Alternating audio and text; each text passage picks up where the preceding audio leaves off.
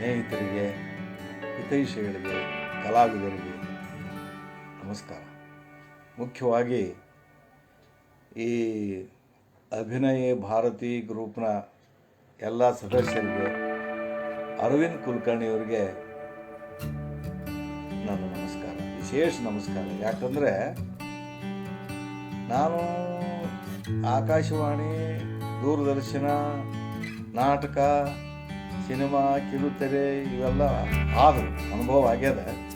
ಆದರೆ ಇದು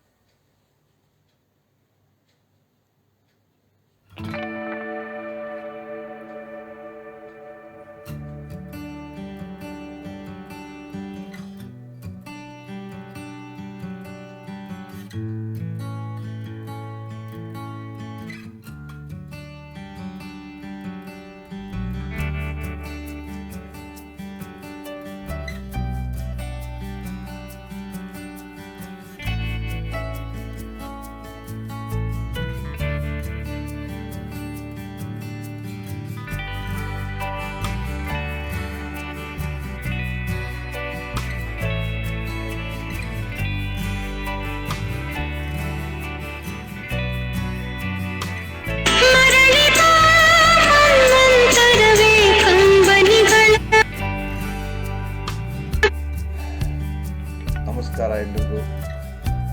ನನ್ನ ಸ್ನೇಹಿತರಿಗೆ, ಕಲಾಬಂಧುಗಳಿಗೆ, ಕಲಾವಿದರಿಗೆ, ಮುಖ್ಯವಾಗಿ ಈ ಅಭಿನಯ ಭಾರತಿ ಗ್ರೂಪ್ನ ಎಲ್ಲ ಸದಸ್ಯರಿಗೆ, ಶ್ರೀ ಅರವಿಂದ್ ಕುಲಕರ್ಣಿಯವರಿಗೆ ನನ್ನ ನಮಸ್ಕಾರ. ಸ್ನೇಹಿತರೆ, ನಾನು ದೂರದರ್ಶನ, ರೇಡಿಯೋ, ಸಿನಿಮಾ, ನಾಟಕ ಈ 4 ಮಾಧ್ಯಮದಾಗ ಅನುಭವ ತಗೊಂಡಿದ್ದೀನಿ. ಆದರೆ ಇದು 5ನೇ ಮಾಧ್ಯಮ. ನನಗಿದ್ರಾಗ ಏನೂ ಗೊತ್ತಿಲ್ಲ. ಅರವಿಂದ್ ಕುಲಕರ್ಣಿಯವರು ಹೇಳಿದರು, ಈ ಥರ ಹಿಂಗದ ಬರ್ತದೆ, ನೀವು ಬರ್ರಿ, ನಿಮ್ಮ ಅನುಭವಗಳನ್ನು ಹಂಚ್ಕೊಳ್ರಿ ಅಂತ ಹೇಳಿದ್ರು. ಭಾಳ ಖುಷಿ ಆಗ್ತದೆ ನನಗೆ. ಯಾಕಂದ್ರೆ ಇದು ನನಗೆ ಹೊಸ ಅನುಭವ. ಈಗ ನಾನು ಎಲ್ಲಿಂದ ಆರಂಭ ಮಾಡಬೇಕು ಅನ್ನೋದು ನನಗೆ ಅರ್ಥ ಆಗುತ್ತೆ. ಅಂದ್ರೆ ನನಗೆ ನೆನಪಿದ್ದಂಗೆ ಏನೇನು ಕೆಲವು ಘಟನೆಗಳು, ನಾನು ಹೆಂಗೆ ರಂಗಭೂಮಿ ಪ್ರವೇಶ ಮಾಡಿದೆ, ಎಲ್ಲಿಂದ ನನ್ನ ಬಣ್ಣದ ಬದುಕು ಶುರುವಾಯಿತು ಅನ್ನೋದನ್ನು ಹೇಳ್ತೀನಿ. ನಾನು ಹುಟ್ಟಿದ್ದು ಗದಗ್ನಾಗ 1948 ಜೂನ್ 16ಕ್ಕೆ. ನನ್ನ ತಂದೆ ತಾಯಿ ಊರು ಗದಗಿನ ಹತ್ರ ಮುಳುಗುಂದ ಅಂತ. ಬಟ್ ಮುಳುಗುಂದಾಗ ನಾವು ಬೆಳೆದದ್ದು ಭಾಳ ಕಡಿಮೆ. ನಮ್ಗೆ ಏನಿದ್ರು ಗದಗಿನೊಳಗೆ ನಮ್ಮ ತಂದೆಯವ್ರದ್ದು ಒಂದು ಜರಿ ಅಂಗಡಿ ಇತ್ತು. ಜರಿ ಅಂಗಡಿ ಅಂದ್ರೆ ಆಗ ಪೌರಾಣಿಕ ನಾಟಕಗಳಿಗೆ, ಐತಿಹಾಸಿಕ ನಾಟಕಗಳಿಗೆ ಈ ಕಿರೀಟ, ಭುಜಕೀರ್ತಿ, ಛಾತಿ ಇವನ್ನೆಲ್ಲ ಮಖಮಲ್ನೊಳಗೆ ಡಿಸೈನ್ ಬಿಡಿಸಿ ನೀವು ಆ ಕಿರೀಟ ಅಂತಿದ್ರು, ಭುಜಕೀರ್ತಿ ಅಂತಿದ್ರು, ಅವನ್ನೆಲ್ಲ ತಯಾರು ಮಾಡುವಂಥ ನಮ್ಮ ತಂದೆಯವ್ರ ಅಂಗಡಿ ಅದು.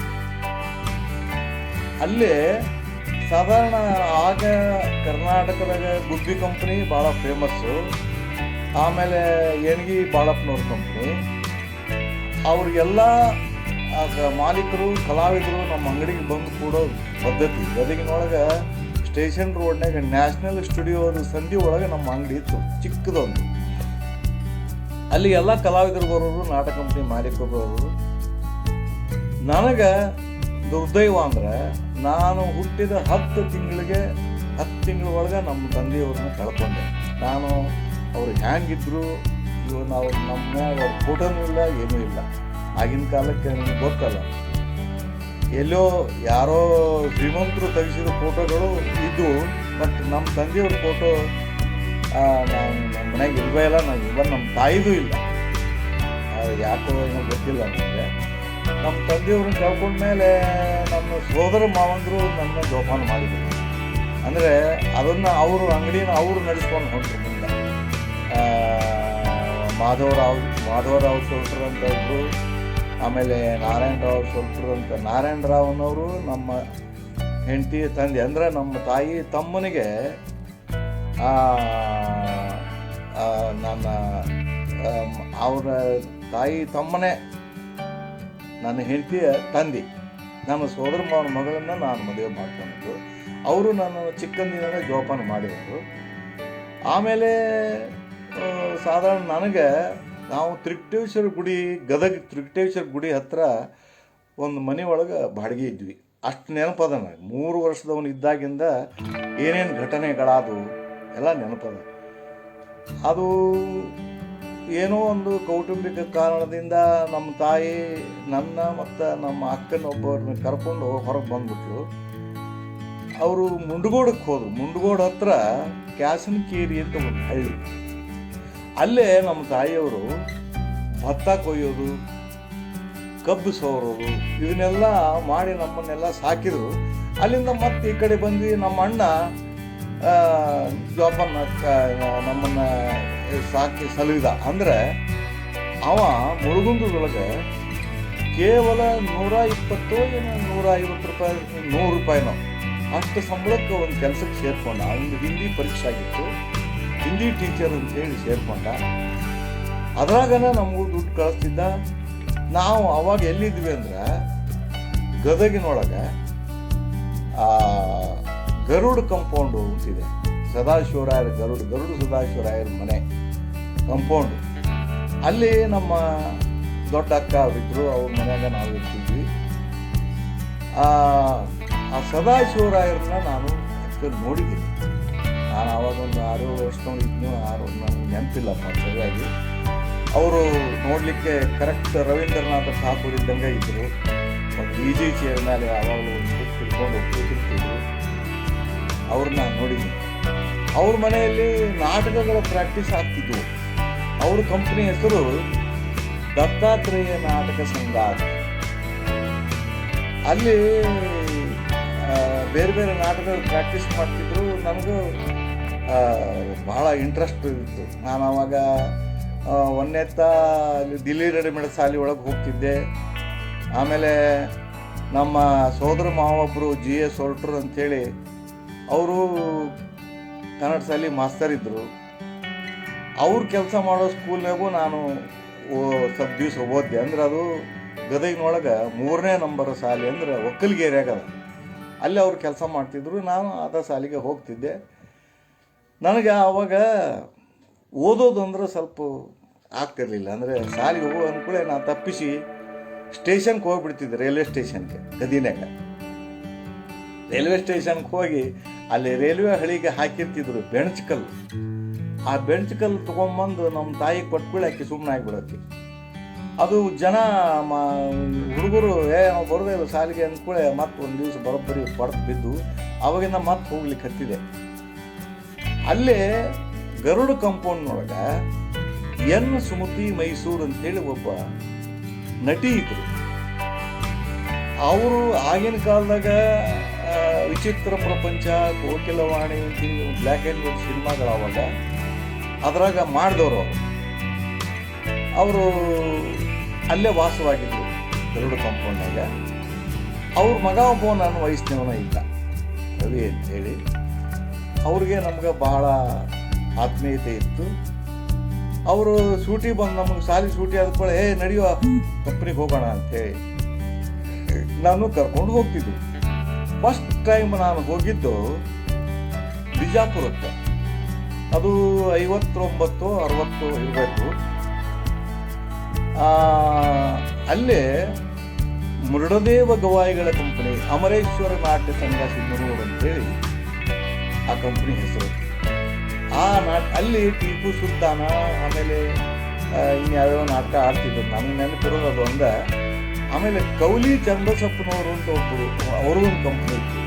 ಆ ಕಂಪ್ನಿ ಹೆಸರು ನೆನಪಿಲ್ಲ ನನಗೆ. ಫಸ್ಟ್ ಸಾಮಾಜಿಕ ನಾಟಕಕ್ಕೆ ಅವ್ರು ಹೋಗೋ ಮುಂದೆ ಬಾ ನನ್ನ ಜೊತೆ ನೀವು ಕರ್ಕೊಂಡು ಹೋದ್ರು. ನಾನೇನು ಮಾಡ್ತಿದ್ದೆ ಅವ್ರಿಗೆ ಸಹಾಯ ಮಾಡೋದು ಅಂದರೆ, ಅವರು ಸೀರೆ ಮುಗಿಸ್ಕೊಂಬಂದ ತಕ್ಷಣ ಆ ಸೀರೆ ಮಡ್ಚಿಡೋದು, ಆ ಬೇರೆ ಸೀರೆ ತೆಗೆದುಕೊಡೋದು, ಇಷ್ಟ ಕೆಲಸ ನಾ ಸಹಾಯಕ್ಕಾಗಿ ಹೋಗಿದ್ದೆ.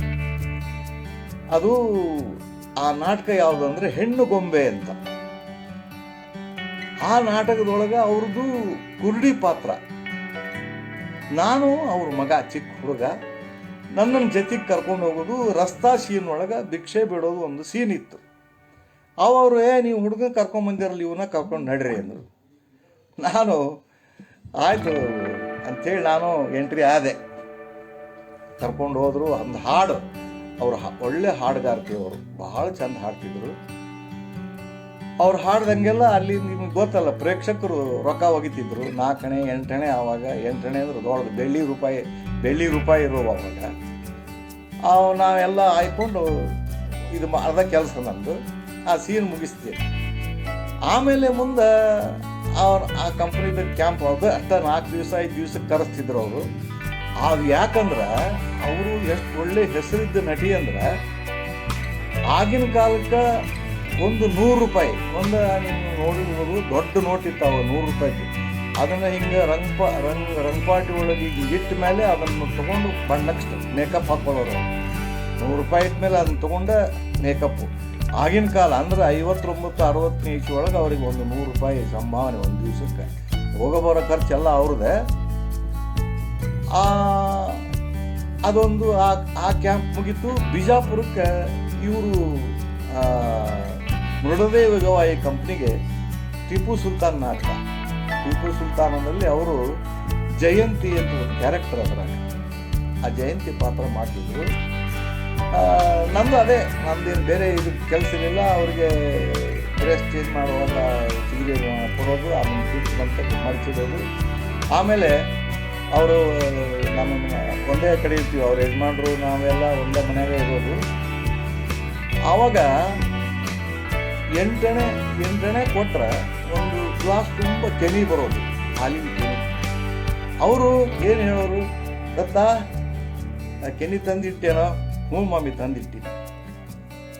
ಆ ಕೆನೆ ತಂದಿಟ್ಮೇಲೆ ಅದು ಬೆಳಿಗ್ಗೆ ಹೇಳುವಾಗ ಅವ್ರು ಬೆಳಿಗ್ಗೆ ರಾತ್ರಿ ನಾಟಕ ಮುಗಿದ ಮೇಲೆ ಬೆಳಿಗ್ಗೆ ತಿನ್ನೋರಲ್ವಾ, ಅದು ಸ್ವಲ್ಪ ವಾಸನೆ ಆಗಿದ್ಕೊಳ್ಳೆ, ಇದು ವಾಸನೆ ಆಗಿದೆ ನೀನೇ ತಿನ್ಬಿಡು ಅಂದರು. ನಾನು ವಾಸನೆ ಆಗದೆ ಇದ್ದರೂ ಕೂಡ ಇವು ವಾಸನೆ ಆಗಿದ್ರಿ ಮಾಮಿ ಅಂತೀನಿ, ತಿನ್ಬಿಡು ನೀನ ಅನ್ನೋರು. ಹಾಗಾಗಿ ಒಳ್ಳೆ ತಿಂದು ಮತ್ತೆ ಮೈಗೆ ತುಂಬ್ಕೊಂಡು ಆನಂದಾಗಿ ಒಂದು ತಿಂಗಳ 70 ಅಲ್ಲೇ ಕ್ಯಾಂಪ್ ಮಾಡಿದ್ವಿ ನಾವು. ಅದೇ ಟೈಮ್ನಾಗ ರಾಜ್ಕುಮಾರ್ ಅವ್ರದ್ದು ಒಂದು ತಂಡ ಇತ್ತು, ಗಣೇಶ್ ನಾಟಕ ಸಭಾ ಮದ್ರಾಸ್ ಅಂತ ಅದರ ಹೆಸರು. ಅದರಲ್ಲಿ ನರಸಿಂಹರಾಜು ಅವರು, ಬಾಲಕೃಷ್ಣ ಅವರು, ಅಶ್ವಥ್ ಅವರು, MN ಲಕ್ಷ್ಮೀದೇವಿ, ಜಿ.ವಿ. ಅಯ್ಯರು, ಪಾಪಮ್ಮ, ಆಮೇಲೆ ಇನ್ನೊಬ್ಬರು ಈಶ್ವರಪ್ಪ ಅಂತ ದೊಡ್ಡ ದೊಡ್ಡ ನಟರು ಅವರೆಲ್ಲ ಇದ್ರು ಅದರೊಳಗೆ. ಅವರು 3 ನಾಟಕ, ಸಾಹುಕಾರ, ಬೇಡರ ಕಣ್ಣಪ್ಪ, ಆಮೇಲೆ ಎಚ್ಚಮ್ಮ ನಾಯಕ, ಈ ವಿಷಯ ಯಾಕೆ ಹೇಳ್ತಾ ಇದ್ದೀನಿ ಅಂದರೆ, ನಮ್ಮದು ಕಲೆಕ್ಷನ್ ಡೌನ್ ಆಗ್ತಾ ಅವ್ರಿಗೆ ಥಿಯೇಟರ್ ಬೇಕಾಗಿತ್ತು ನಾಟಕ ಆಡಲಿಕ್ಕೆ. ಹಿಂಗೆ ಬಂದು ಮಾಲೀಕರ ಹತ್ರ ಮಾತಾಡಿದ್ರು ಅವರು, ಇಲ್ಲ ನಮ್ಗೆ 2 ದಿನ ನಿಮ್ಮ ಥಿಯೇಟರ್ ಕೊಡ್ಬೋದು. ಅದು ಒಂದು ದಿವ್ಸಕ್ಕೆ ₹100 ಬಾಡಿಗೆ. ಆಗಿನ ಕಾಲ ₹100 ಥಿಯೇಟರ್ ಬಾಡಿಗೆನೇ ಇತ್ತು. ಆಯಿತು, ಅವರು ನಾಟಕ ಶುರು ಮಾಡಿದ್ರು. ಅವ್ರ ಸಹಾಯಕ್ಕೆ ಇವರು ಸುಮತಿ ಅವ್ರದ್ದು ಪರಿಚಯ ಇತ್ತು ಅವ್ರಿಗೆ. ನನ್ನನ್ನು ಕಳಿಸ್ಬಿಡ್ತಿದ್ರು ಅವರು. ದತ್ತ ಹೋಗು, ಅವ್ರಿಗೆ ಏನು ಬೇಕು ಹೆಲ್ಪ್ ಮಾಡೋದು. ನಾನು ಅವ್ರಿಗೆ ಟೀ ತಂದು ಕೊಡೋದು. ಆಮೇಲೆ ಅವರು ಬಿಜಾಪುರದೊಳಗೆ ಜಯಶ್ರೀ ಲಾಜ್ ಅಂತ ಇತ್ತು ಅವಾಗ, ಅಲ್ಲಿ ಉಳ್ಕೊಂಡಿದ್ರು. ಅಲ್ಲಿ ಹೋಗಿ ಕರ್ಕೊಂಬರೋದು ಟ್ಯಾಕ್ಸಿ. ಎಂಥ ಟ್ಯಾಕ್ಸಿ ಅಂದರೆ ಕಟ್ಗಿ ಬಾಡಿ ಇತ್ತು ಅದು. ಹಿಂದೆ ಎದುರಿಗೆ 4 ಮಂದಿ, ಇತ್ಲಾಗ 4 ಮಂದಿ ಕುತ್ಕೊಳ್ಳೋದು ಟ್ಯಾಕ್ಸಿ. ಅದು ಬಹುಶಃ ಇಲ್ಲ ಆ ಥರದ್ದು. ಅಂಥದ್ರೊಳಗೆ ಹೋಗಿ ನಾನು ಅವ್ರನ್ನ ಕರ್ಕೊಂಬರೋದು. ನಾಟಕ ಬಿಟ್ಟ ಮೇಲೆ ಹೋಗಿ ಬಿಟ್ಟು ಬರೋದು. ಇದು ಕಾಯಕ ಮಾಡ್ತಿದ್ದೆ ನಾನು. ಅವ್ರ ಜೋಡಿ ಒಡನಾಟ ಇತ್ತು. ಆಮೇಲೆ ಸುಮತಿಯವ್ರು ನಮ್ಮ ಮನೆಗೆ, ನಾವು ಇಳ್ಕೊಂಡು ಮನೆಗೆ ಅವ್ರು ಒಂದು ದಿವಸ ಟೀ ಕರೆದು, ಮುತ್ತರಾಜು ಅಂತ ಅಂತಿದ್ರು ಅವರು, ರಾಜ್ಕುಮಾರ್ ಅವ್ರಿಗೆ.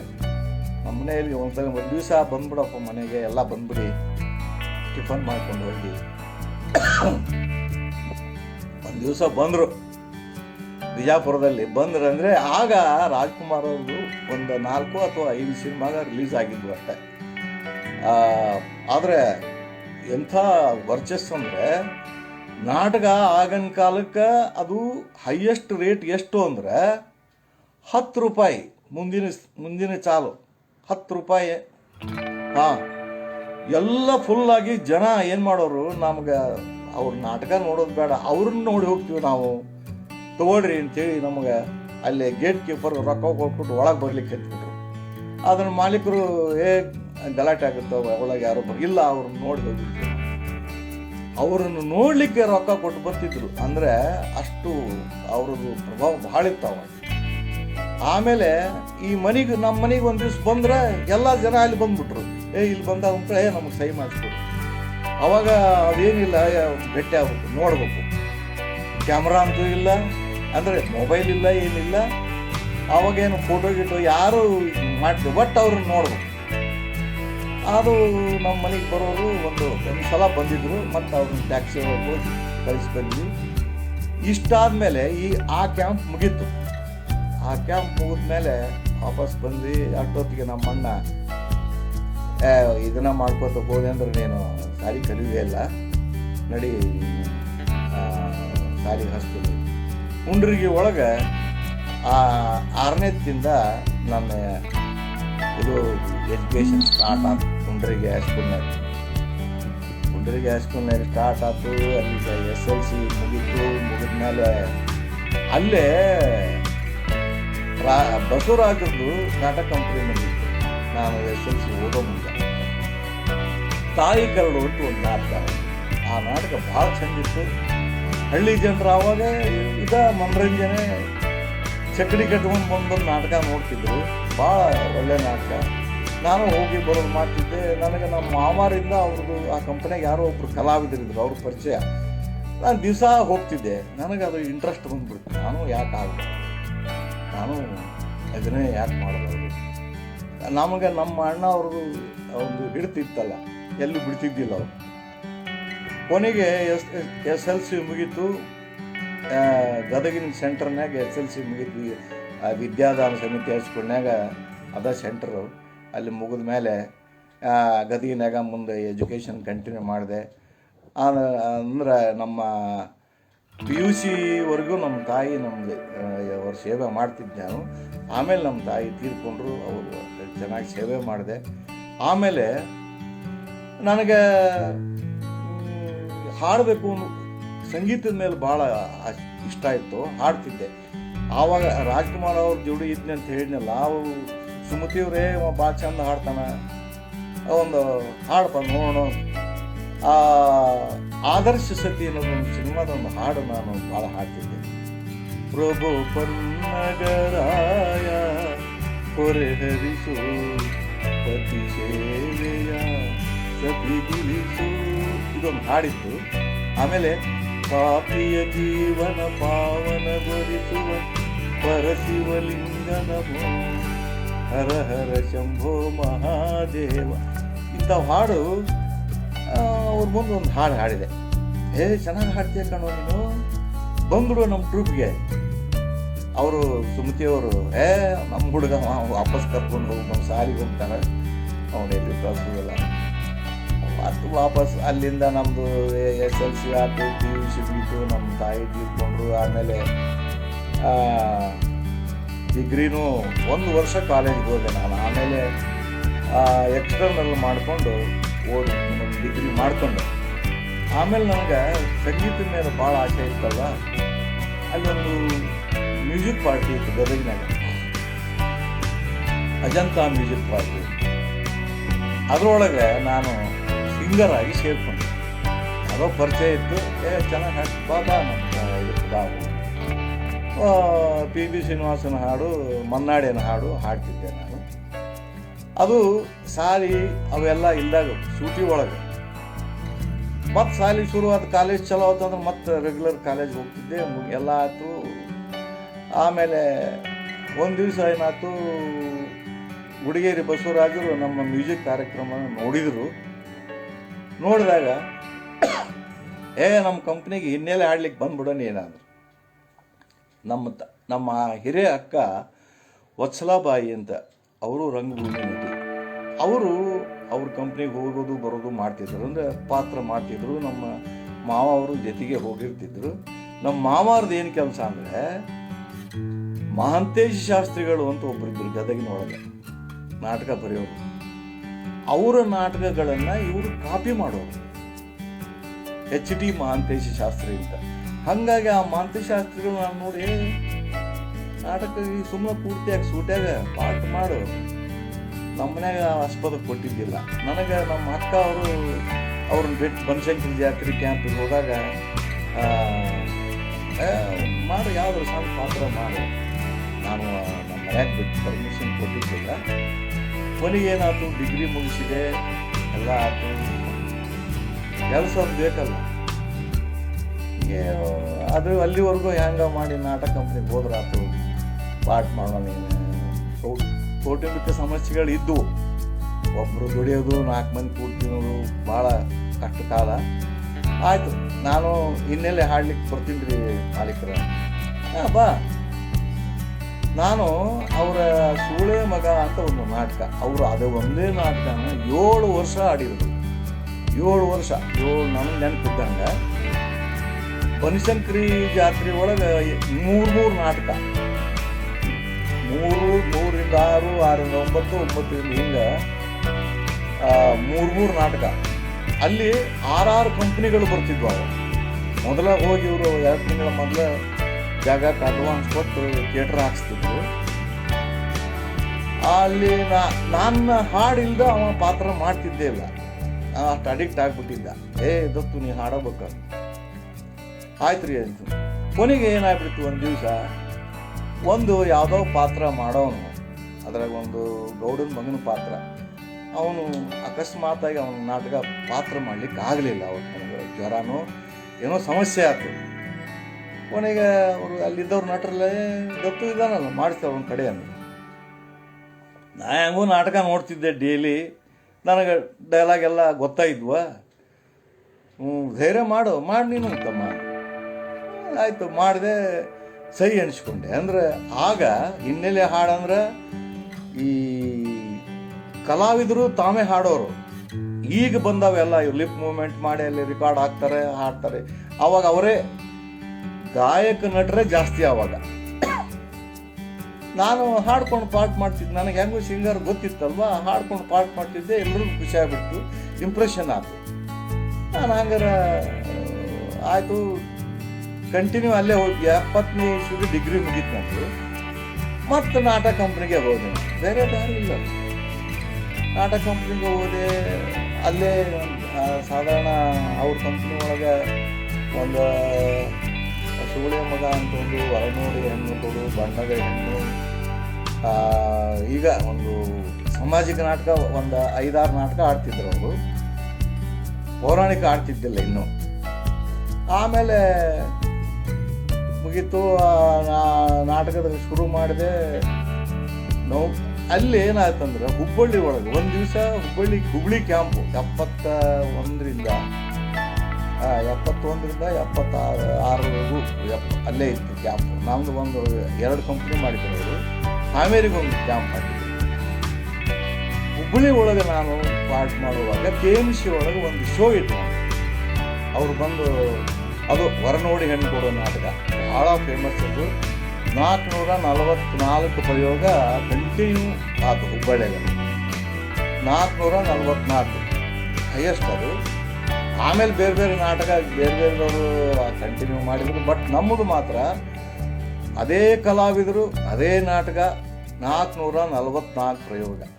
ಆ ನಾಟಕಕ್ಕೆ ಕಲಾವಿದರು, ಸಿನಿಮಾ ಕಲಾವಿದರು ನರಸಿಂಹರಾಜು ಅವರು ಬಂದರು, ವಿಷ್ಣುವರ್ಧನ್ ಅವರು ಬಂದಿದ್ದರು ಗೆಸ್ಟ್ ಆಗಿ, ಸುದರ್ಶನ್, ಶೈಲಶ್ರೀ, ಶಕ್ತಿ ಪ್ರಸಾದ್, ರಾಜೇಶು ಎಲ್ಲ ಬಂದು ಪಾತ್ರ ಮಾಡ್ತಿದ್ರು. ಅವ್ರದ್ದೆಲ್ಲ ಪರಿಚಯ ಆಯ್ತು ನನಗೆ.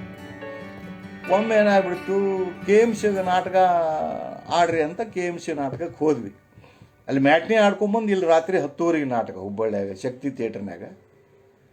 ಮ್ಯಾಟ್ನಿ ನಾಟಕ ಆಡೋ ಹೊತ್ನಾಗ ಅಲ್ಲಿ ಬಂದವರೆಲ್ಲ ಡಾಕ್ಟರ್ಸು ಅವರೆಲ್ಲ ನೋಡಿ, ಅದ್ರಾಗ ಒಬ್ಬರು ನನ್ನ ಪರಿಚಯದವರು.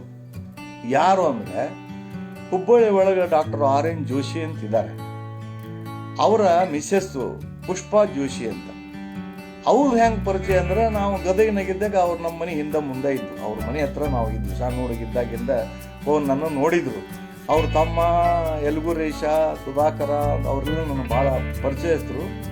ಅವರು ನನಗೆ ಇಲ್ಲಿ ಹಾಕಿದ್ಯೋ ದತ್ತ, ಏನು ನಾಟಕ ಮಾಡ್ಲಿಕ್ಕೆ ಕೊಡ್ತೇಲಿ, ಏನಿದು, ಏನು ಡಿಗ್ರಿ ಮುಗಿಸ್ಕೊಂಡು ಏನಪ್ಪ ಏನು ಮಾಡ್ಬೇಕವ, ನಮಗೆ ನೌಕರಿ ಎಲ್ಲಿ ಸಿಗ್ತಾವು, ಯಾಕೆ ಪ್ರಯತ್ನ ಮಾಡಬೇಕು, ನಮ್ಮ ಕಡೆಯಿಂದ ಆಗಲಿಲ್ಲ, ಏನು ಮಾಡೋದು, ಇದ್ರಾಗ ಬಂದೆ.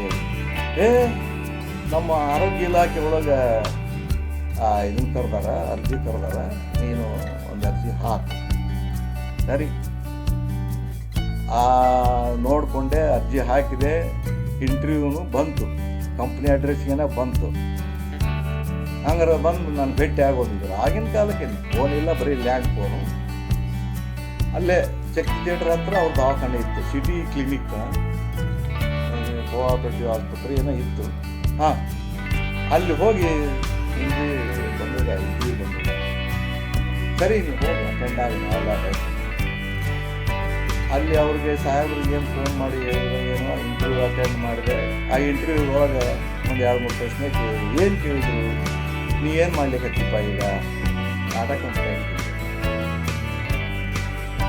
ಸ್ವಲ್ಪ ಡಿಗ್ರಿ ಮುಗಿಸ್ಕೊಂಡು ನಾಟಕ ಏನು ಮಾಡಿದ್ರೆ ಉದ್ಯೋಗ, ನೌಕರಿ ಅಂತ ಯಾವ ಸಿಗಲಿಲ್ಲ, ನಮಗೆ ಯಾರು ಇನ್ಫ್ಲೂಯೆನ್ಸ್ ಮಾಡೋರು ಇಲ್ಲ, ನಮಗೆ ದುಡ್ಡಿನ ಬಲನೂ ಇಲ್ಲ, ಏನು ಮಾಡಬೇಕು. ಸರಿ, ಈಗ ನಾವು ಒಂದೇ ಪ್ರಶ್ನೆ ಕೇಳ್ತೀನಿ, ನಿಮ್ಗೆ ಜಾಸ್ತಿ ಕೇಳೋದಿಲ್ಲ. ಜನಗಣಮನ ಹಾಡ್ಲಿಕ್ಕೆ ಬರ್ತದ? ಹಾಡ್ತೀನಿ ರೀ. ಆವಾಗ ಸಿನಿಮಾ ಬಿಟ್ಟು ಕೂಡಲೇ ಜನಗಣಮನ ಹಾಡು ಹಾಕ್ತಿದ್ರು. ಅದು ಒಂದು ಪರ್ಟಿಕ್ಯುಲರ್ ಸ್ಪೀಡ್, ಅದು ಎಷ್ಟೋ 32 ಸೆಕೆಂಡೋ 42 ಸೆಕೆಂಡ್ಗೆ ಆ ಹಾಡು ಮುಗಿಬೇಕು.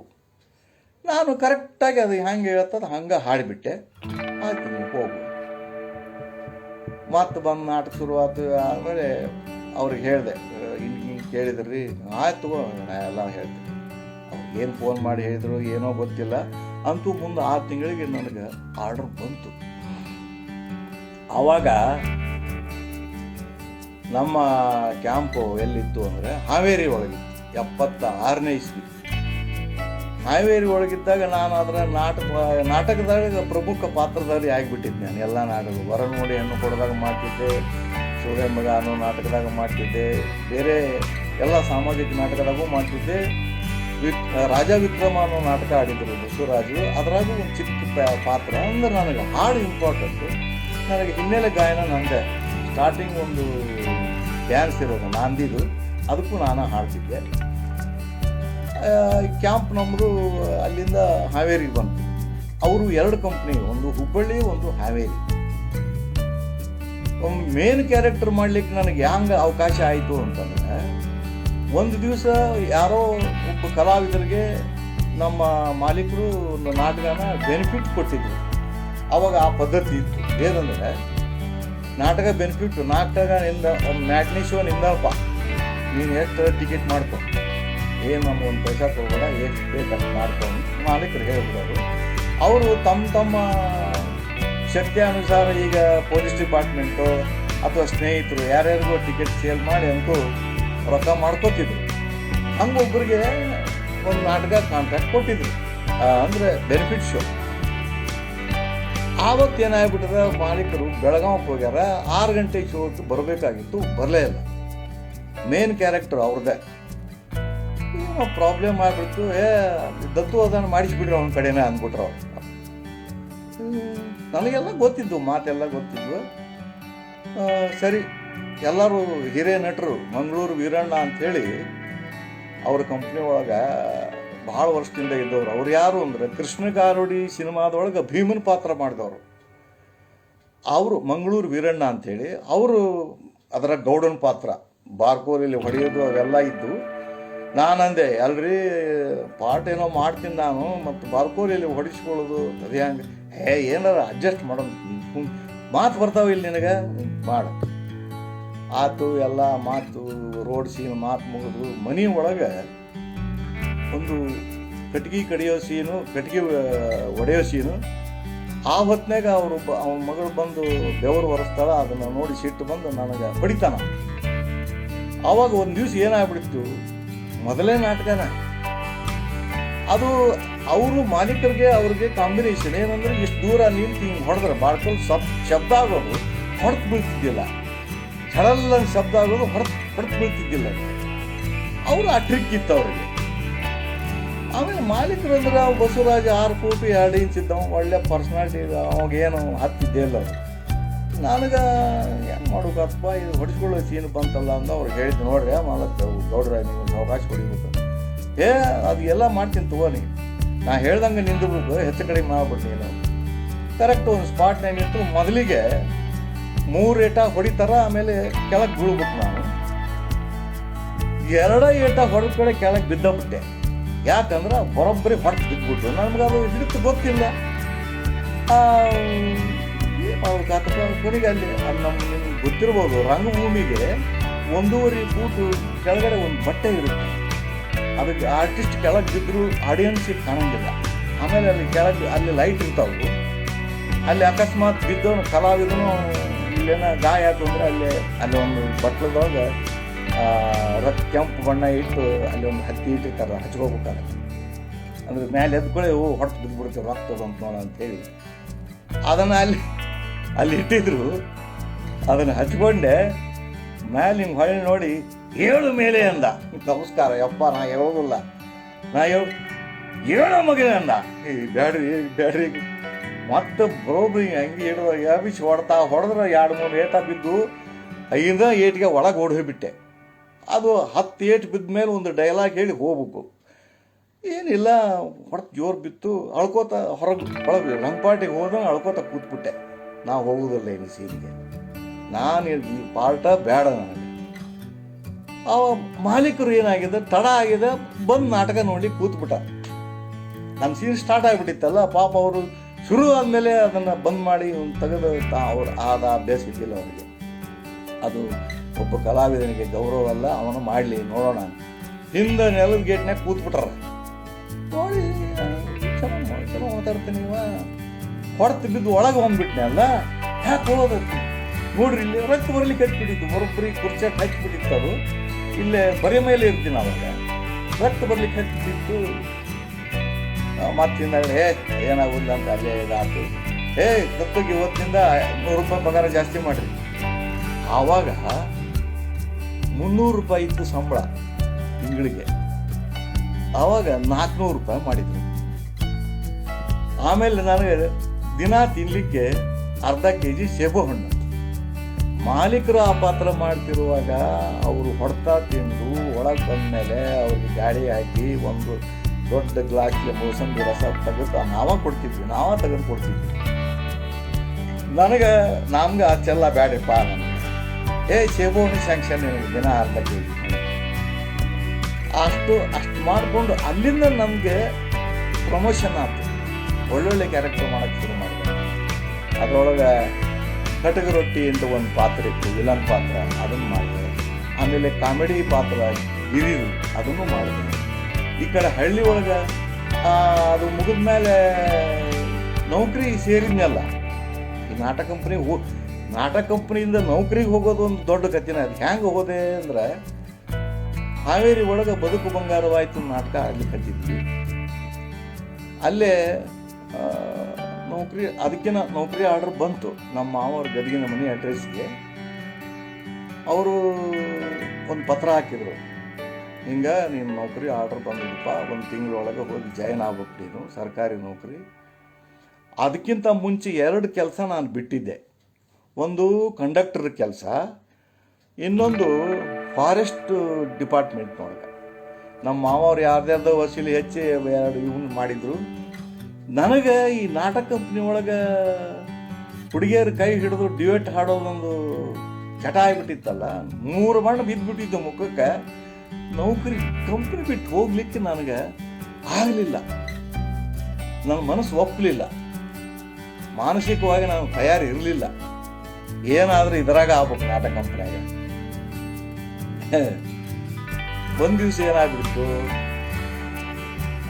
ಹಾವೇರಿ ಕ್ಯಾಂಪ್ನಾಗ ಒಬ್ಬರು 76ನೇ ಇಸ್ವಿನಾಗ ಒಬ್ಬರು ಹಳೇ ನಟರು, ಅಂದರೆ ತುಂಬ ವಯಸ್ಸಾದವರು, ಅವರು ಬಂದು ಮಾಲೀಕರನ್ನ ಒಂದು ರಿಕ್ವೆಸ್ಟ್ ಮಾಡ್ಕೊತೀವಿ, ನೋಡಪ್ಪ ಬಸಣ್ಣ, ನನ್ನ ಮಗಳ ಲಗ್ನ ಐತಿ, ಒಂದು ನಾಟಕಕ್ಕೆ ಒಂದು ಬೆನಿಫಿಟ್ ಶೋ ಕೊಡು ನಮಗೆ.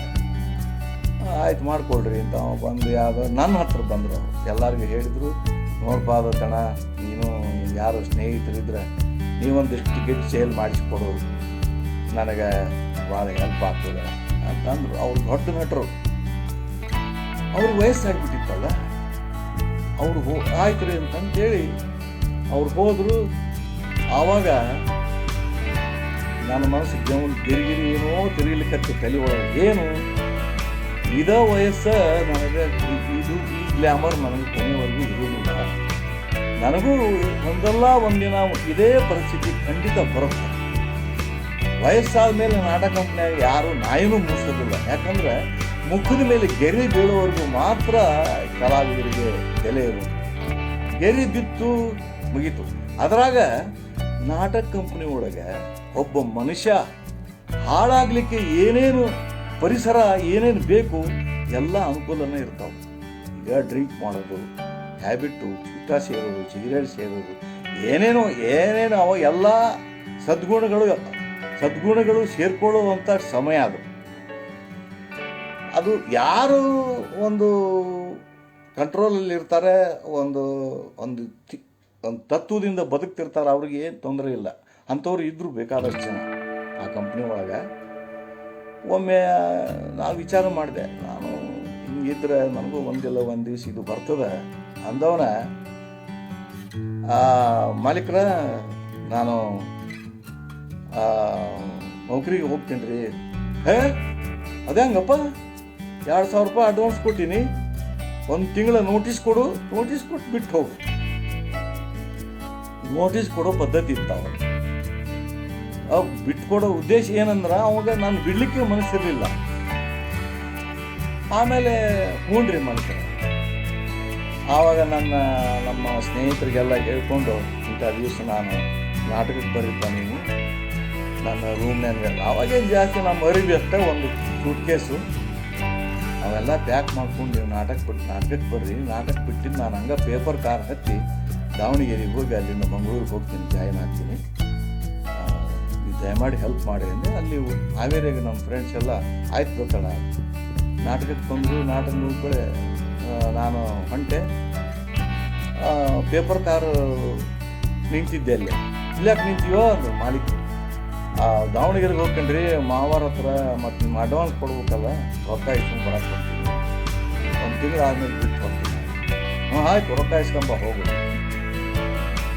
ಆತು ಕಾರ್ನಾಗ ಸೀದಾ ಹರಿಹರಕ್ಕೆ ಹೋಗಿ, ಹರಿಹರದಿಂದ ದಾವಣಗೆರೆ ಮಂಗಳೂರು ಬಸ್ ಮಂಗಳೂರಿಗೆ ಹೋಗಿ, ಮಂಗಳೂರಿಗೆ ಹೋದೆ. ಅದು 1976ನೇ ಇಸ್ವಿ ಸೆಪ್ಟೆಂಬರ್ 3ನೇ ತಾರೀಕು ನೈಟ್ ಇಲ್ಲಿ ಬಿದ್ದವು. ನಾನು 4ನೇ ತಾರೀಕು ಮಾರ್ನಿಂಗ್ ಮಂಗಳೂರಿಗಿದ್ದೆ. ಅಲ್ಲೇ ನನ್ನ ಹಂಗೆ ನೌಕರಿ ಸೇರೋರು ಒಂದಿಷ್ಟು ಜನ ನಮ್ಮ ಕಡೆಯವ್ರು ಬಂದಿದ್ದರು. ಅವರೆಲ್ಲರೂ ನೀ ಯಾವ ನಮ್ಮ ಗದಗ ಹಿಂಗೆಲ್ಲ ಬರ್ರಿ ಸರ್ ಎಲ್ಲರೂ ಕೂಡಿ ಜಾಯ್ನ್ ಆಗೋ ಒಂದೇ ಕಡೆ. ಅವರು ಇಲ್ಲ ಮೂಡುಬಿದ್ರೆಗೆ 2 ಪ್ಲೇಸ್ ಖಾಲಿ ಇದೆ, ನೀವಿಬ್ಬರು ಅಲ್ಲಿಗೆ ಹಾಕ್ತೀವಿ ನಿಮ್ಮನ್ನ ಅಂತ ಹೇಳಿದರು. ಮೂಡುಬಿದ್ರೆ 4ನೇ ತಾರೀಕು ಮೂಡುಬಿದ್ರೆ ಪ್ರಾಥಮಿಕ ಆರೋಗ್ಯ ಕೇಂದ್ರಕ್ಕೆ ಹೋಗಿ ಡ್ಯೂಟಿ ರಿಪೋರ್ಟ್ ಮಾಡಿಕೊಂಡ್ವಿ. ಅಲ್ಲಿ ಮಾಡಿಕೊಂಡ ತಕ್ಷಣ ಅಲ್ಲಿ ಏನಾಗ್ಯದ, ನಾಟಕ ಬಿಟ್ಟಿದ್ದು 3ನೇ ತಾರೀಕು ನಾಟಕ ಬಿಟ್ಟು ಹತ್ತಿದ್ದು 4ನೇ ತಾರೀಕಿಂದು ಕತೆ ಹೇಳ್ತಾ ಇದ್ದೀನಿ. 4ನೇ ತಾರೀಕು ಮರುದಿವ್ಸ ರಾತ್ರಿ ನಾಟಕಕ್ಕೆ ಹೋಗ್ಬೇಕಲ್ಲ. ನಾಟಕ ಶುರುವಾಗ್ಯದ ಅಂದ್ರೆ ನಾನು ಯಾವಾಗಲೂ 9:30 ಹೋಗಿ ಮೇಕಪ್ ಕುತ್ಕೊಂಡ್ಬಿಡವ. ದತ್ತು ಯಾಕೆ ಬಂದಿಲ್ಲ ಇನ್ನೂ? ಆವಾಗ ಅದೇನು ಯಾಕೆ ಡೌಟ್ ಬಂತಂದ್ರೆ ನನ್ನ ಪಾತ್ರನ ಇನ್ನೊಬ್ಬ ನಟ ಇದ್ದ ನಾಗರಾಜ್ ಅಂತೇಳಿ. ಅದು ಯಾರು ಅಂದರೆ ಅಪ್ಪುರಾಜ್ ಮುಧೋಳ್ ಅಂತ ಅವ್ರ ಮಗ. ಅವನು ನನ್ನ ಪಾತ್ರದ ಮೇಕಪ್ ಹಾಕೊಂಡು ಬಿಟ್ಟ. ಅದರಲ್ಲಿ ಒಂದು ಹೆಣ್ಣನ ಪಾತ್ರ ಇತ್ತು, ಅಂದರೆ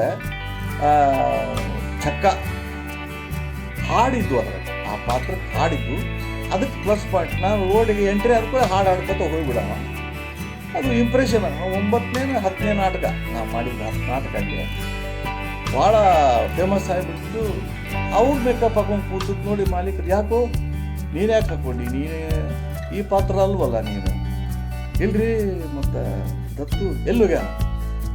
ಅವ ಬೆಂಗಳೂರು ಹೋಗ್ಯಾನ್ರಿ ಹೇಳ್ಬಿಟ್ಟ. ಅಣ್ಣ ಹಂಗೆ ಹೇಳಿದ್ದೆ. ಯಾರು ಕೇಳಿದ್ರೆ ಬೆಂಗಳೂರು ನಾಟಕಕ್ಕೆ ಹೋಗ್ಯಾನಂತೇಳಿ, ಆಫೀಸ್ಗೆ ಹೋಗ್ಯಾನಂತ ಹೇಳಿ. ಸರಿ, ರಾತ್ರಿ ನಾಟಕ ಸ್ಟಾರ್ಟ್ ಆದ್ಬಿಟ್ಟು ಜನ ಗಲಾಟೆ ಮಾಡಲಿಕ್ಕೆ ನನ್ನ ಸೀನ್ ಬರ್ಬೇಕಲ್ಲ. ಎಂಟ್ರಿ ಆಗ ಅವ ಬಂದ್ಬಿಟ್ಟ, ಆ ಹುಡುಗ. ಅವ್ನು ನೋಡಿದ್ರೆ ಮಂದಿ ಎಲ್ಲ ನೋಡೋದು ಗಲಾಟೆ ಮಾಡಿ, ಇಲ್ಲೇ ಅವನು ಕರೀತು, ದತ್ತನ ಕರೆಸಿ, ಇಲ್ಲ ನಮ್ಮ ರೊಕ್ಕ ವಾಪಸ್ ಕೊಡು. ಆಗ ನಾಟಕ ಬಂದ್ ಮಾಡಿ ಟಿಕೆಟ್ ಕಲೆಕ್ಷನ್ ಜನರಿಗೆ ವಾಪಸ್ ಕೊಟ್ಟು, ಒಂದು ಕಾರು ಬೆಂಗಳೂರಿಗೆ, ಒಂದು ಕಾರು ಗದಿಕೆ ನಮ್ಮ ಮನೆಗೆ ಮಾಲೀಕ ಬಿಟ್ಟು ಇಲ್ಲಿ ಬೆಂಗಳೂರಿಗೆ ಬಂದು ಕೇಳ್ಯಾರ. ಬೆಂಗಳೂರ ನಮ್ಮ ಕೋಬ್ರದ್ರ ಮನೆ ಅದ, ಅಲ್ಲಿ ಬಂದಾರ್ರಿ ಅವ್ರು ಆಫೀಸ್ಗೆ ಹೋಗ್ಯಾರ, ಇಂಥಲ್ಲಿ ಆಫೀಸ್ ಅದ ನೋಡ್ರಿ ಅಂತ ಹೇಳ. ಗದಿಗೆ ಹೋಗಿ ಏನು ಮಾಡಿ ನೀವು, ಅವ್ನು ರೊಕ್ಕ ಕೊಡ್ಬೇಕು, ಅವ್ನು ರೊಕ್ಕ ಕೊಡ್ರಿ ನನಗೆ. ಮತ್ತು ನಮ್ಮ ಮಾವರು ಯಾರ್ಯಾರು ಕೇಳಿ ಕೈಗಾಲು ಕಟ್ಕೊಂಡು ಅವ್ನು ರೊಕ್ಕ ಕೊಟ್ಟು ಕಳಿಸಿದ್ರು. ಅಷ್ಟಕ್ಕೆ ಮುಗೀತು. ನಾನು ಅಲ್ಲಿ ಹೋಗಿ ಮೂಡುಬಿದಿರೆ ಒಳಗೆ ಒಬ್ಬ ಇನ್ಸ್ಪೆಕ್ಟರ್ ಇದ್ದರು, ಅವ್ರ ಹೆಸರು ನಂಜಪ್ಪ ಅಂತೇಳಿ, ಆ ಕಡೆ ಇದ್ರವರು ಊರ್ಗೀಸ್. ಅವ್ರಿಗೆ ನಾನು ರಿಕ್ವೆಸ್ಟ್ ಮಾಡ್ಕೊಂಡೆ, ಸರ್ ನಾನು ಹೀಗೆ ರಾತ್ರಿ ನಾಟಕದಾಗ ಪಾತ್ರ ಮಾಡೋನು, ನಾಟಕ ಬಿಟ್ಟಿಂದ ಬಣ್ಣ ಒರೆಸ್ಕೊಂಡು ಓಡಿ ಬಂದೀನಿ. ನನಗೆ ಆ ಮಾಲಕನಿಂದ ನನ್ನ ಪ್ರಾಣ ಬೆದರಿಕೆ. ನನಗೆ ಅವ ಎಲ್ಲಿ ಬಂದು ನಾನು ಹೊಡಿತಾನೋ ಏನೋ ಗೊತ್ತಿಲ್ಲ, ನನಗೆ ರಕ್ಷಣೆ ಕೊಡ್ಬೇಕು ನೀವು. ಅವರು ಪಾಪ ಭಾಳ ಕಲಾಪ್ರೇಮಿ.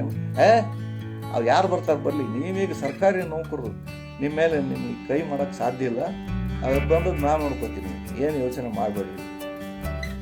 ಆ ದವಾಖಾನೆ ಒಳಗೆ ಒಂದು ರೂಮ್ ಕೊಟ್ಟಿದ್ರು ನಮ್ಗೆ, ಅಲ್ಲೇ ಇದ್ವಿ ನಾವು.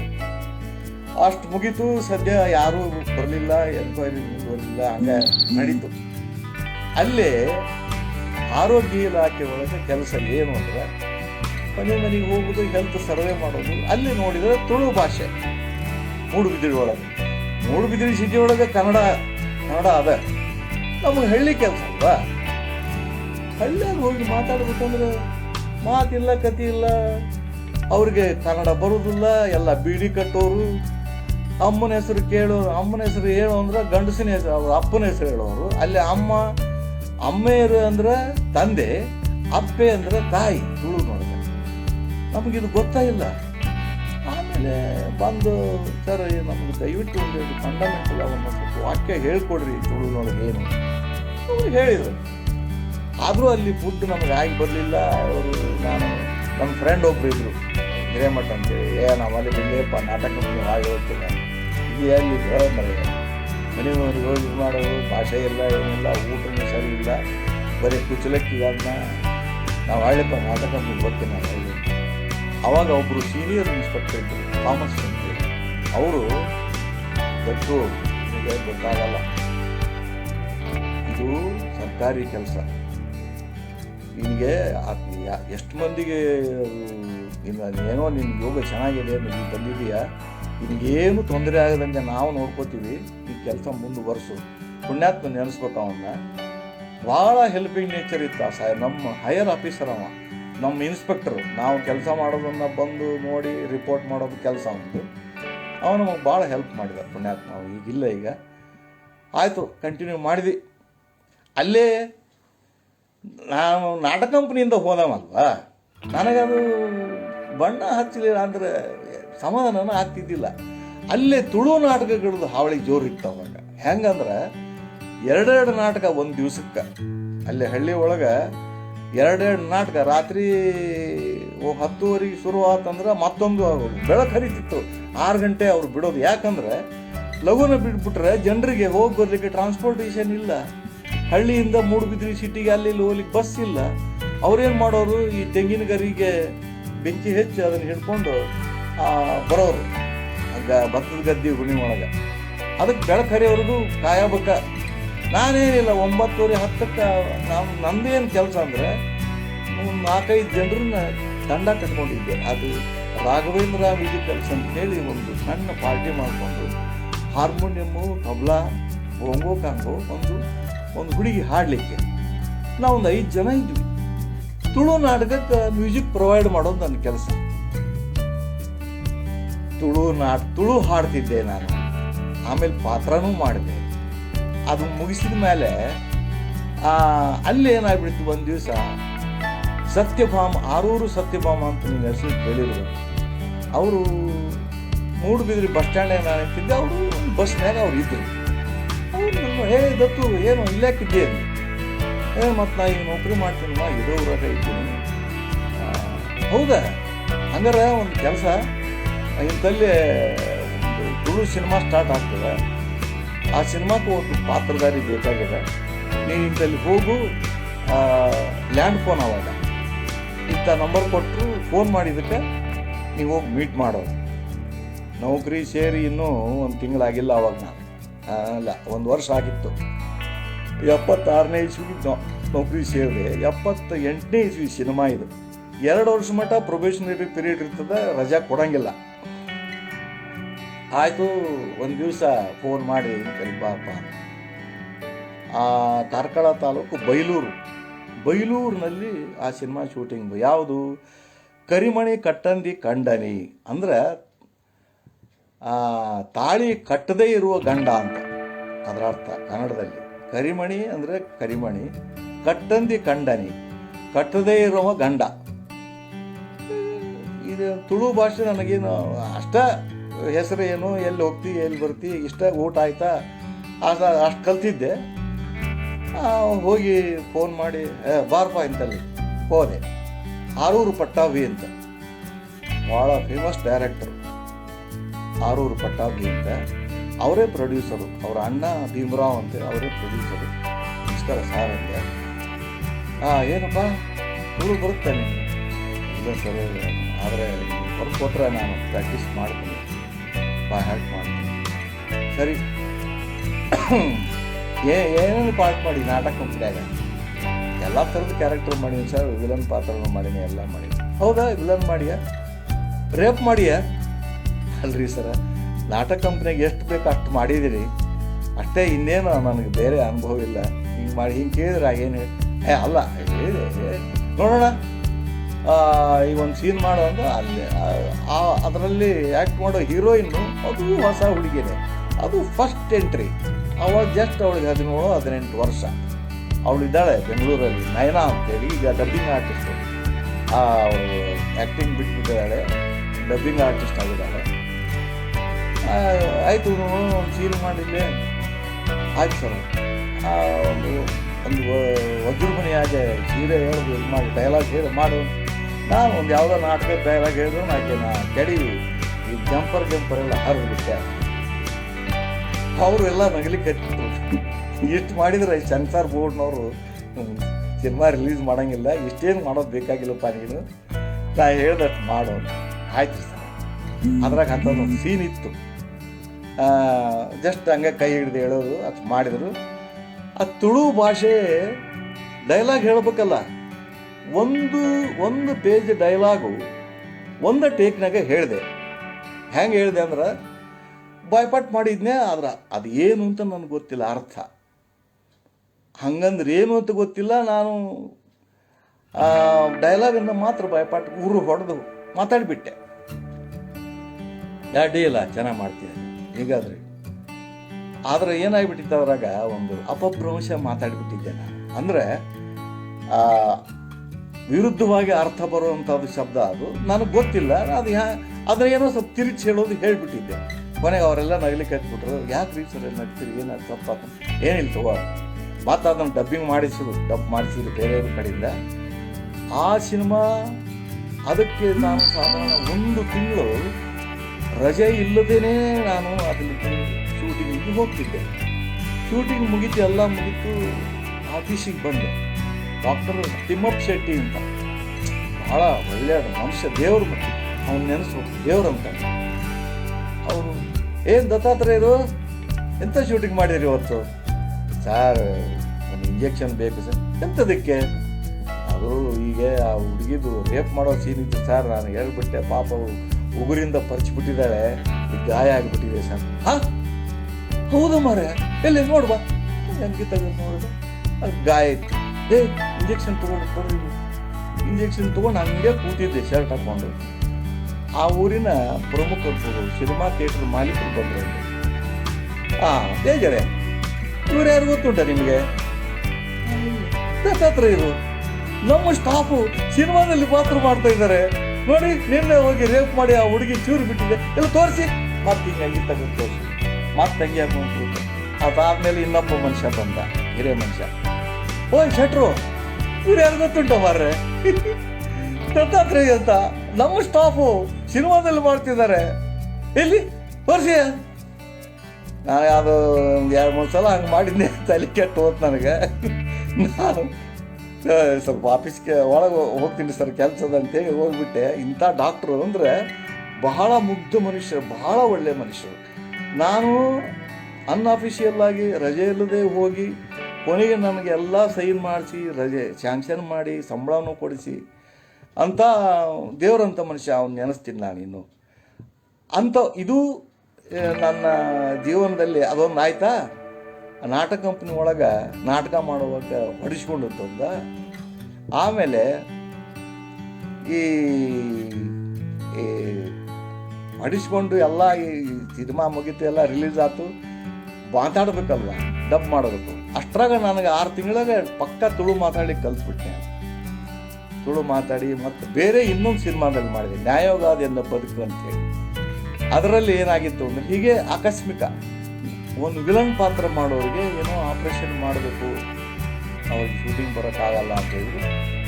ಮೊನ್ನೆ ಮಾಡಿದಾರೆ ನೋಡಿ, ಅವ್ರನ್ನ ಕರೀರಿ ಅಂತ. ಅವರೇ ನನ್ನ ಹತ್ರ ಬಂದು ನಮ್ಮಲ್ಲೇ ಒಂದು ವಿಲನ್ ಕ್ಯಾರೆಕ್ಟರ್ ಮಾಡಿ, ನಾನು ಪರ್ಮಿಷನ್ ತೊಗೊಂಡೆ, ಸರ್ ಮಾಡಿ ಬರ್ರಿ, ನಾವಿದೀವಿ ಮಾಡಿ. ಆವಾಗ ಎಲ್ಲ ಸ್ಟಾಫು ನನಗೆ ಪಾರಾಗಿದ್ದರು, ಸ್ವಲ್ಪ ಸಹಾಯ ಮಾಡಿದರು. ಅದನ್ನೂ ಒಂದು 8 ದಿನ ಶೂಟಿಂಗ್ ಹೋಗಿ ಅದನ್ನೂ ಮುಗಿಸಿದೆ. ಅಲ್ಲಿಂದ ಈ ಕಡೆ ಟ್ರಾನ್ಸ್ಫರ್ ಆಗಿ ಬರೋ ಅಷ್ಟೊತ್ತಲ್ಲಿ ನಾನು ಅಲ್ಲಿ ಎಷ್ಟು ಪಾಪ್ಯುಲರ್ ಆಗಿಬಿಟ್ಟಿದ್ದೆ ಅಂದರೆ, ದತ್ತಾತ್ರೇಯರು ಇಲ್ಲದೆ ತುಳು ನಾಟಕ ನಡೆಯಲ್ಲ ಅನ್ನೋ ಪರಿಸ್ಥಿತಿ ಬಂದು ತಂದಿಟ್ಟುಬಿಟ್ಟೆ ನಾನು. ಅಕಸ್ಮಾತ್ ನಮಗಿಂಥ ನಾಟಕ ಆ ದಿವಸ ಮ್ಯೂಸಿಕ್ ಕೊಡಬೇಕು ಅಂತ ಹೇಳಿದ್ರೆ, ನಮ್ಗೆ ಬೇರೆ ನಾಟಕ ಇದೆಯಪ್ಪ, ನಾನು ಬುಕ್ ಆಗಿಬಿಟ್ಟಿದ್ದೀನಿ. ಹೌದಾ, ಯಾವತ್ತು ಫ್ರೀ ಇದ್ದೀರಾ ಇಂಥ ದಿವಸ? ಅವತ್ತು ನಾವು ಇಟ್ಕೊತೀವಿ.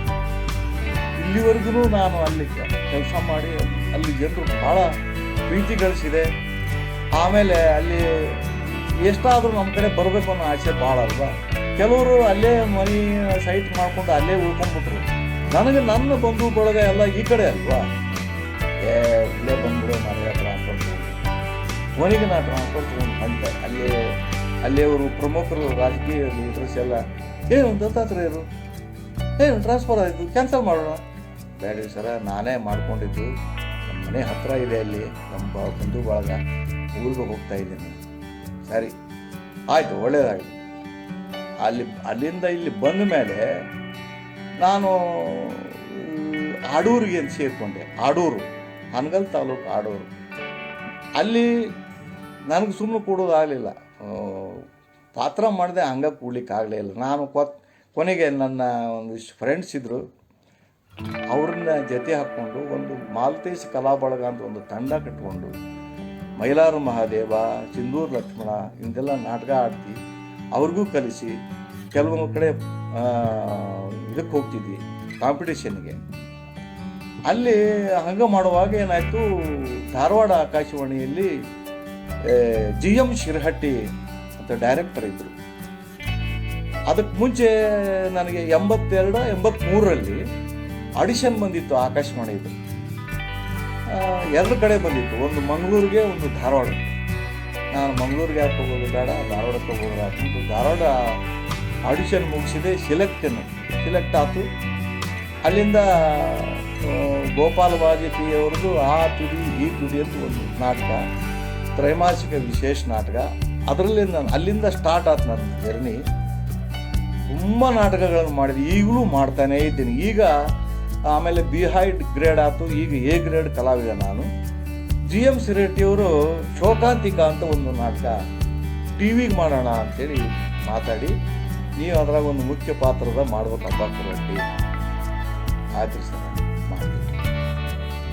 ಆಡೂರಿಂದ 1 ತಿಂಗಳವರೆಗೂ ಡೈಲಿ ಧಾರವಾಡಕ್ಕೆ ಹೋಗೋದು, ಸಾಯಂಕಾಲ ಅಲ್ಲಿ ಪ್ರಾಕ್ಟೀಸ್ ಮುಗಿಸೋದು, ಮತ್ತು ರಾತ್ರಿ ಬರೋದು ಆಡೂರಿಗೆ, ಬೆಳಿಗ್ಗೆ ಡ್ಯೂಟಿ ಮಾಡೋದು. 1 ತಿಂಗಳು ಕರೆಕ್ಟಾಗಿ ಓಡಾಡಿ ಆ ನಾಟಕ ಆಯಿತು. ಎಲ್ಲ ಭಾಳ ರನ್ ಮಾಡಿದರು, ಭಾಳ ಚೆನ್ನಾಗಾಯಿತು ಅಂತಂದರು.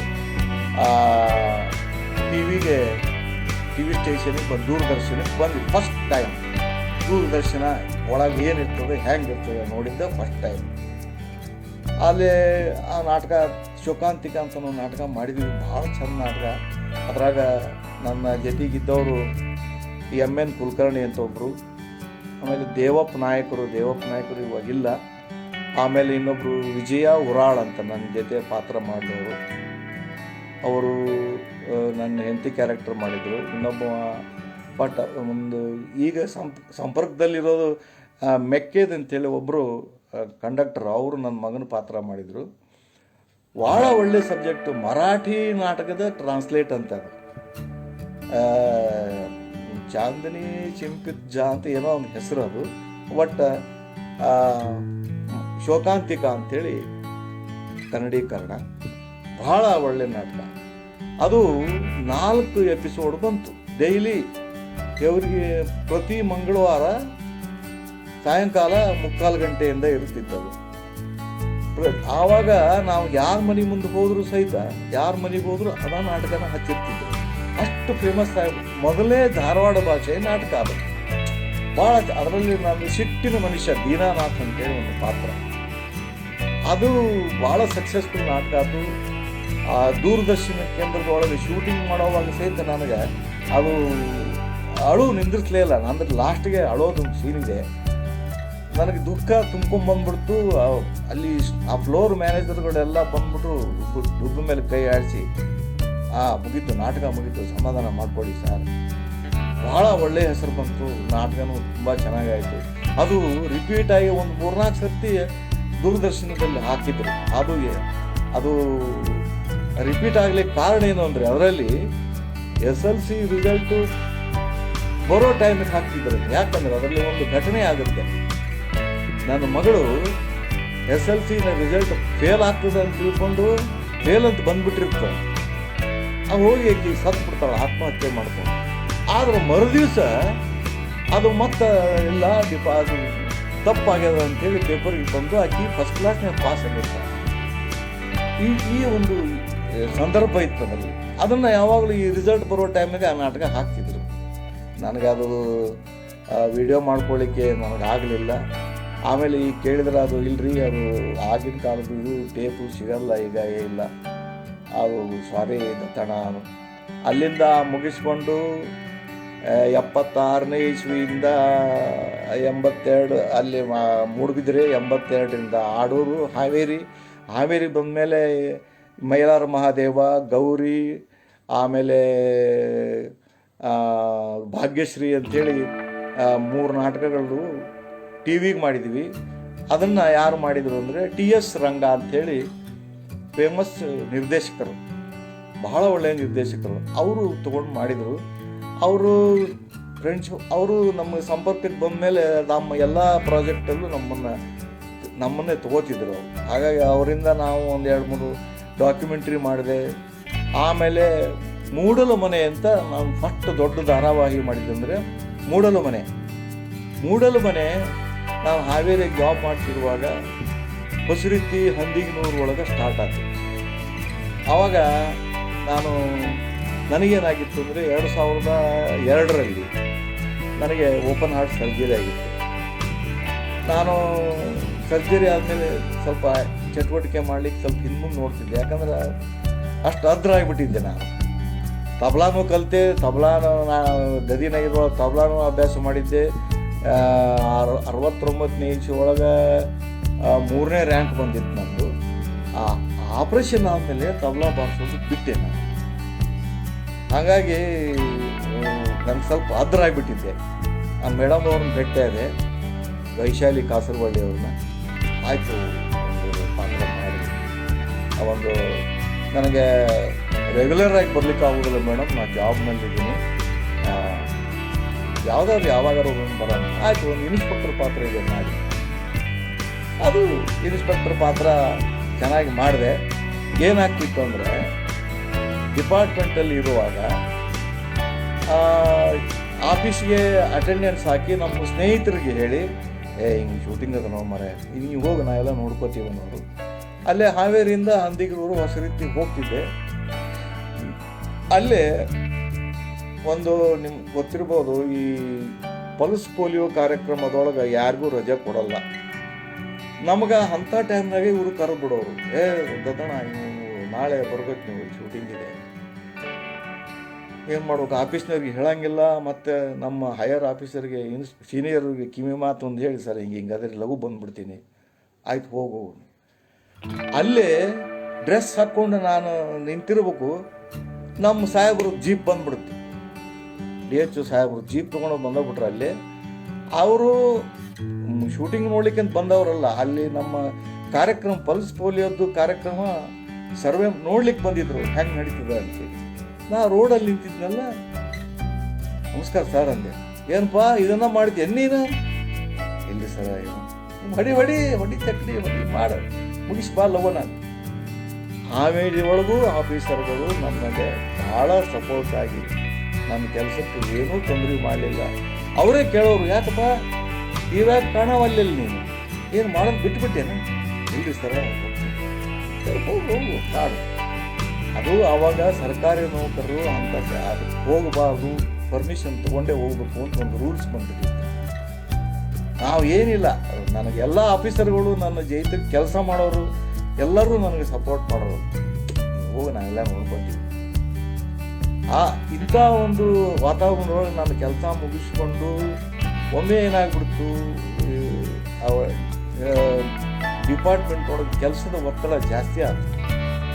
ಒತ್ತಡ ಜಾಸ್ತಿ ಆದಮೇಲೆ ಇನ್ನು ಬೇಡ ನೌಕರಿ ಅಂಥೇಳಿ ಬರೆದಿಟ್ಬಿಟ್ಟೆ. 2 ದಿವಸ ಸಾಕು, ಗೊತ್ತಾಗೋದಿಲ್ಲ, ಇಲ್ಲಿ ಸ್ವಲ್ಪ ದಿವಸ ಇದೆಯಾ, ಇನ್ನೊಂದು 2-3 ವರ್ಷ ಇದೆ, ಮಾಡು, ಕಂಟಿನ್ಯೂ ಮಾಡಿ, ಎಲ್ಲ ಸರಿಯಾಗುತ್ತೆ.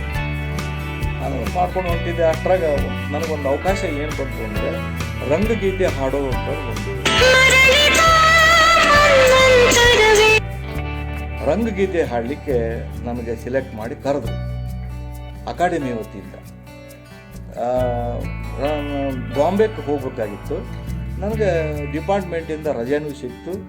ಬಾಂಬೆಗೆ ಹೋಗಿದ್ವಿ, ಅವರೇ ಕರ್ಕೊಂಡು ಹೋಗಿದ್ರು. ಅಲ್ಲಿ ಮನ್ಸೂರ್ ಸುಭದ್ರಮ್ಮ ಅಂತ ಹೇಳಿ ಬಾಳಪ್ಪ ನಾವು ಅಪ್ಪಾಜಿಯವರು, ಅವರು ನಾವೆಲ್ಲ ಒಂದೇ ಸ್ಟೇಜಲ್ಲಿದ್ವಿ.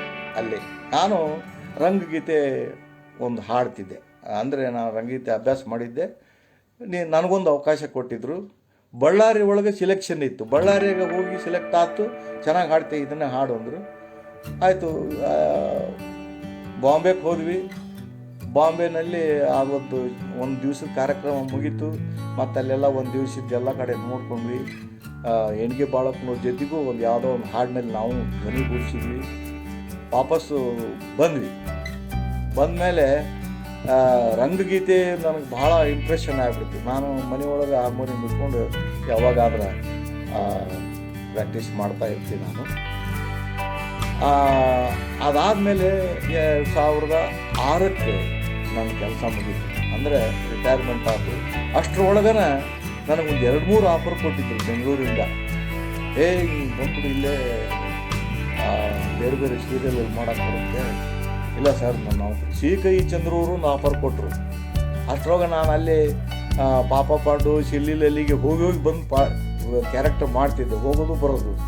ನೀವು ಯಾಕೆ ಅಡ್ಡಾಡ್ತೀರ, ಇಲ್ಲಿಯೇ ಬಂದಿದ್ದು ಬಿಡಿ, ನಿಮ್ಗೊಂದು ಪರ್ಮನೆಂಟಾಗಿ ಒಂದು ಕ್ಯಾರೆಕ್ಟರ್ ಕೊಡ್ತೀನಿ ನಾನು, ವಿಚಾರ ಮಾಡಿ ಹೇಳಿ ಅಂದರು. ಇಲ್ಲರಿ ನನ್ನ ನೌಕರಿ ಇನ್ನೂ 3 ವರ್ಷ ಅದ, ಮುಗಿಸೇ ಬರ್ತೀನಿ ನಾನು. ಇದು ಮುಗಿಸಿ ಬೆಂಗಳೂರಿಗೆ ಹೋಗಿ ಅಲ್ಲಿ ಒಂದು 4-5 ಪ್ರೊಡ್ಯೂಸರ್ ಹತ್ರ ಭೇಟಿಯಾಗಿ ನನ್ನ ಫೋಟೋಗಳನ್ನು ಕೊಟ್ಟು ಕೊನೆಗೆ ನಾನು ಒಂದು ಬದುಕು ಅನ್ನೋದೊಂದು ಸೀರಿಯಲ್, ಅದರಲ್ಲಿ ಒಳ್ಳೆಯ ಪಾತ್ರ ಒಂದು ಸಿಕ್ತು ನನಗೆ. ಅಲ್ಲಿಂದ ನನ್ನ ಜರ್ನಿ ಕಂಟಿನ್ಯೂ ಮಾಡ್ತು.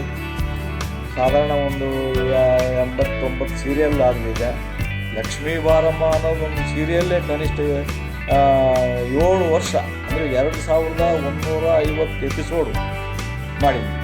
ಆಮೇಲೆ ಮಾಂಗಲ್ಯ ಅಂತ ಮಾಡಿದ್ವಿ, ನಿನ್ನೋಲು ಮೀಂದಲಿ ಅಂತ ಮಾಡಿದ್ವಿ, ಮುತ್ತಿನ ತೋರಣ. ವೈಶಾಲಿ ಮೇಡಮ್ ಅವ್ರು ಇರೋವರೆಗೂ ಅವ್ರು ಎಲ್ಲ ಪ್ರಾಜೆಕ್ಟಲ್ಲೂ ಕರೆದು ನನಗೆ ಪಾತ್ರ ಕೊಟ್ಟರು. ಹಾಗಾಗಿ ನಾನು 4 ಮಾಧ್ಯಮ ನೋಡಿದವನು, ಅನುಭವಿಸಿದವನು. ಇದು 5ನೇ ಮಾಧ್ಯಮ. ನಾನು ಜಾಸ್ತಿ ಮಾತಾಡಿದ್ರೆ ಅಥವಾ ಹೇಳೋದೇನೋ ಕಮ್ಮಿ ಮಾಡಿದ್ರೆ ನನಗೆ ದಯವಿಟ್ಟು ಕ್ಷಮಿಸಿ. ಇದು ಈ ಅವಕಾಶ ಮಾಡಿಕೊಟ್ಟಂಥ ಅರವಿಂದ್ ಕುಲಕರ್ಣಿಯವರಿಗೆ, ಅಭಿನಯ ಭಾರತಿ ಗ್ರೂಪ್ನ ಎಲ್ಲ ಸದಸ್ಯರಿಗೆ ನನ್ನ ಅನಂತ ಧನ್ಯವಾದ.